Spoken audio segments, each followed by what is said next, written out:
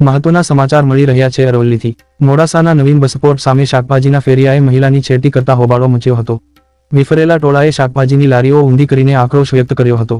મોડાસાના નવીન bus station સામે શાકભાજીના વેપારીએ મહિલાની છેડતી કરી હોવાની સામે આવતા શાકભાજીની લારી ઊંધી વાળી હતી, જેમાં શાકભાજીના વેપારીએ પતિ અને સાસુ સાથે આવેલી મહિલાને અભદ્ર વર્તન કરતા નજીકમાં ઊભા રહેલા મહિલાનો પતિ સાંભળી જતા છેડતીનો મામલો બીચક્યો હતો। છેડતીની ઘટનાને લઈને હિન્દુ સંગઠનના કાર્યકરો ઘટના સ્થળે પહોંચ્યા હતા અને ઘટનાને પગલે લોકોના ટોળા એકત્રિત થયા હતા। મામલો વધુ બીચકે નહીં તે માટે મોડાસા ટાઉન પીઆઈ સહિત પોલીસ કાફલો ઘટના સ્થળે પહોંચ્યો હતો। પોલીસે મામલાને થાળે પાડી છેડતી કરનાર શખ્સને ઝડપી લેવા તજવીજ હાથ ધરી છે।